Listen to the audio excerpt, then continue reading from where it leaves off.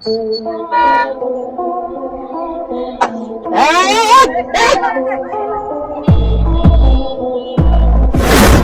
বন্ধুরা, নেট দুনিয়ায় খুঁজে পাওয়া এমন সব চুরির ঘটনা নিয়ে সাজানো হয়েছে আমাদের আজকের ভিডিও, যা দেখে আপনার চোখ রীতিমতো কপালে উঠবে আর সাথে হাসি তো থামবেই না।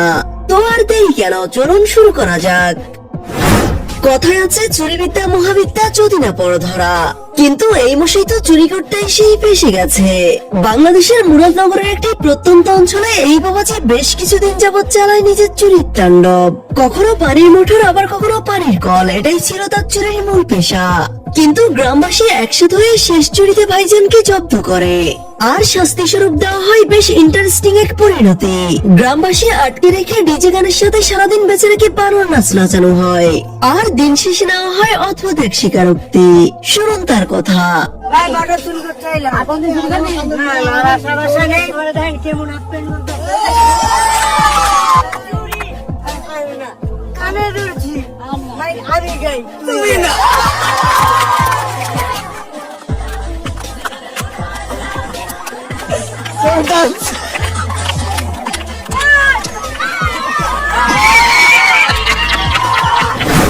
শীতের রাতে চুরি করতে এসে ঠান্ডা পানির ভয়ে পালালো এই চোরের দল। মাদারীপুরে এক প্রবাসীর বাড়িতে সংঘবদ্ধ চুরি করতে আসে এই চোর বাবাজিরা। রাত তখন 3:14। 8 থেকে 10 জন ডাকাত একসাথে হানা দেয় সবকিছু লুট করার উদ্দেশ্যে। তবে সিসিটিভি ফুটেজে তাদের উপস্থিতি টের পেয়ে জীবনের ঝুঁকি নিয়ে একাই তাদের মোকাবেলা করেন এই প্রবাসী। তাও আবার অস্ত্র হিসেবে বেছে নেন একেবারে ঠান্ডা পানি, আর এতেই নাস্তানাবুদ হয়ে পালিয়ে যায় পুরো ডাকাত দল।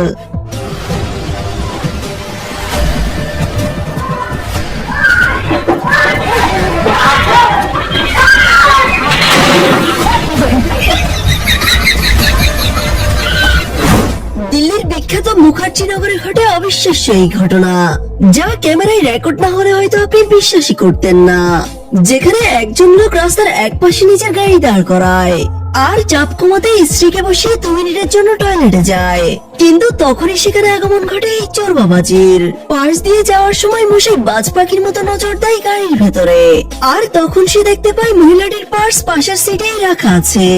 ব্যাস বাহানা সাজিয়ে মশাই গাড়ির কাছে আসে, আর আসার সময় কয়েকটা 10 টাকার নোট নিচে ফেলে দেয়।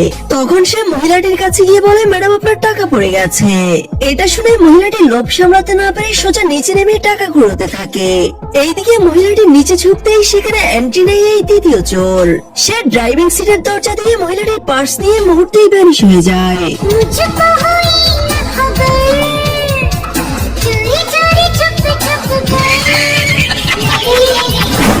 চুরি এমন এক পেশা হয়ে দাঁড়িয়েছে যেখানে এখন পিছিয়ে নেই মেয়েরাও। যেমন এই দিদিমণিদেরই দেখুন, রাত গভীরে সবার চোখ ফাঁকি দিয়ে তারা আসে প্রতিবেশীর ফুলের টপ চুরি করতে, তাও আবার মুখে পলিথিন সাথে স্ক্রুটি নিয়ে। তবে পলিথিন বেঁধেও খুব একটা লাভ হয়নি। তাদের এমন চুরির দৃশ্য রেকর্ড হয়ে যায় সেখানে থাকা ক্যামেরায়। প্রথমে 2 দিদি একসাথে হয়ে একটি টপ বের করে বাইরে আসে। কিছু দূর আনার পর দুজনেই হাঁপিয়ে যায়, তবে পরবর্তীতে আবার তা ধরাধরি করে একেবারে স্ক্রুটিতে নিয়ে রাখে। ব্যাস এবার তাদের পালানোর পালা।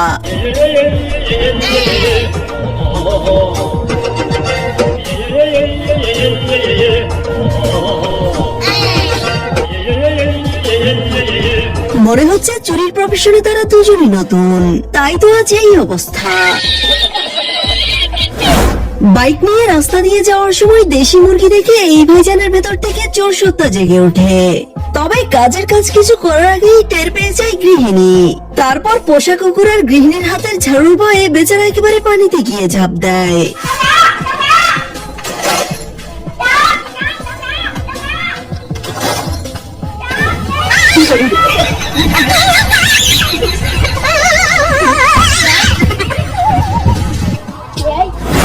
অন্যদিকে এমনই এক ঘটনা ঘটে এইখানে।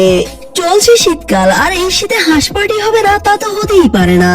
তবে পকেট খালি হলে কি আর করার, এই ভাইজানদের মতো অভিনব কায়দায় নামতে হবে হাঁস চুরির মিশনে।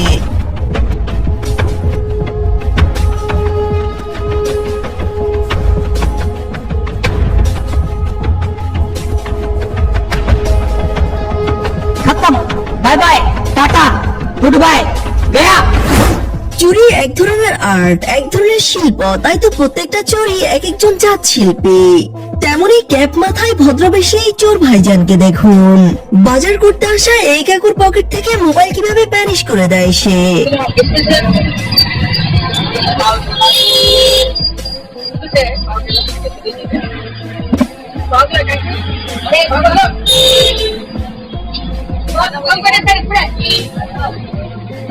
দেখে তো মনে হচ্ছে এই মশাইও একই দলের লোক। আপনার কি মনে হয় কমেন্টে জানাবেন। ভারতের উত্তরপ্রদেশে এক প্রবাসীর বাড়িতে ঢুকে দুর্ধর্ষ এক ডাকাত দল, যেখানে মাঝরাতে প্রবাসীর স্ত্রী বাসায় একা ঘুমিয়েছিল। তখন ডাকাত দলের 2 সদস্য বাসার ভেতরে ঢুকে, আর বাকি সবাই বাইরে দাঁড়িয়ে চারদিকে নজর রাখতে থাকে। তখন এই চোর জনাব আলমারিতে থাকা স্বর্ণালঙ্কার সহ নগদ টাকা লুটপাট শুরু করে। আর আরেকজন মহিলাটির মাথার কাছে লাঠি হাতে দাঁড়িয়ে থাকে, যেন মহিলাটি জেগে উঠলেই তাকে শেষ করে ফেলা যায়।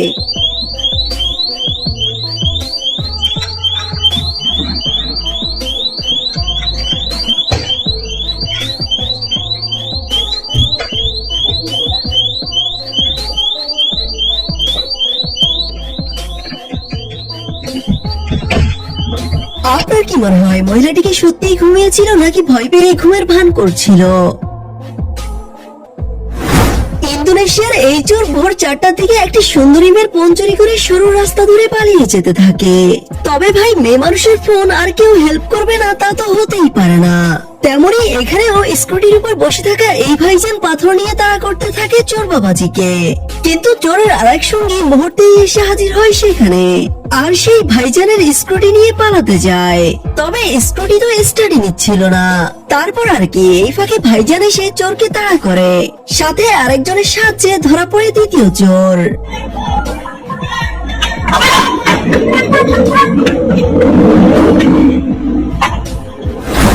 বাজ পাখির চোখ আর চোরদের চোখের মাঝে কোনো পার্থক্য নেই, কেননা তারা দুজনেই শিকারী আর টার্গেটের উপর নজর রাখে বেশ দূর থেকে। তেমনি এই মহিলা ড্রাইভ করে যাওয়ার সময় এই চোর বাবাজির চোখ পড়ে তার পাশের সিটে, যেখানে রাখা ছিল মহিলাটির ব্র্যান্ড নিউ আইফোন। ব্যাস, বাহানা সাজিয়ে চোরমশাই এসে হাজির মহিলাটির কাছে, আর কথার ছলে মহিলাটিকে ব্যস্ত রেখে মুহূর্তেই সেরে ফেলেন নিজের হাতের কাজ। बता दीजिए, आपको दिखाई दे रहा पैर पे दबा दे रहा आपको बताना चाहिए पैर पे दबा दे रही हो बीच में कहा ध्यान কথায় আছে চোরের উপরও বাটপার আছে, আর এখানে সেটাই হলো এই দোকানদার মশাই। আসলে রাজস্থানের জয়পুরের একটি হাইওয়ে রাস্তায় সিগন্যালে দাঁড়ায় এই গাড়িটি, যেখানে ছিল ব্যাগ ভর্তি স্বর্ণ গহনা। আর এই খবর 2 চোরের কানে আসে। তারা গাড়িটির পিছনে আর সিগন্যালে দাঁড়ানোর সাথে সাথে এই স্বর্ণগুলো চুরি করে পালিয়ে যায়। কিন্তু তারপর যেই দোকানে স্বর্ণগুলো বিক্রি করতে যায় সেই দোকানদারও ছিল একেবারে বাটপার যাকে বলে। সে স্বর্ণগুলোকে নকল বলে 1 লাখ টাকা ধরিয়ে দিয়ে তাদের বিদায় করে দেয়। আর যখন তাদের পুলিশে ধরে তখন জানা যায় এগুলো আসলে আসল সোনা, যার দাম প্রায় 1 কোটি টাকা। পরে নকল স্বর্ণ বলে 1 লাখ টাকা ধরিয়ে দেওয়া সেই বাটপার দোকানদারকেও আটক করা হয়। পাকিস্তানের করাচিতে 2 বন্ধু একসাথে দাঁড়িয়ে গল্প করছিল। তখন দেখা যায় তাদের একজন নিজের মোবাইলটি পেছনে লুকিয়ে ফেলে, আর সেখানে আগমন ঘটে এই 2 ছিনতাইকারীর। ব্যাস, এসেই তারা দুজনে সবকিছু হাতিয়ে নিতে থাকে। একজনের মোবাইল মানি ব্যাগ সবকিছু নিয়ে নিলেও অন্যজনের মোবাইল পেছনে থাকার কারণে তা আর দেখেনি তারা।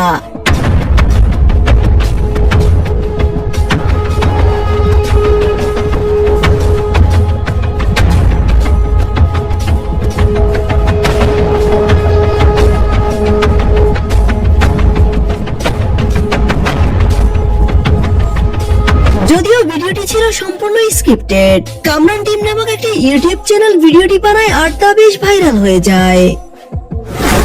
বিহারের গয়াতে বিষ্ণুপাদ মন্দিরে চলছিল ঐতিহাসিক এক পুজো, আর চূর্ণীদের জন্য পুজোই হলো চুরি করার মোক্ষম জায়গা। সবাই যেখানে ভক্তি দিয়ে ভোগ নিয়ে পুজো করতে যায়, সেখানে এই চূর্ণিকাকে খালি হাতেই তাদের সাথে মিশে যায়, কেননা তার উদ্দেশ্য পুজো নয় বরং অন্যের গহনা নিজের করে নেওয়া। সে প্রথমে তার টার্গেট সেট করে নেয়, আর এরপর আস্তে আস্তে নীরবে নিভৃতে শুরু করে তার চুরির মিশন। ভিড়ের মাঝে সুযোগ বুঝে মুহূর্তেই মহিলাটির গলার চেন নিজের করে নেয়।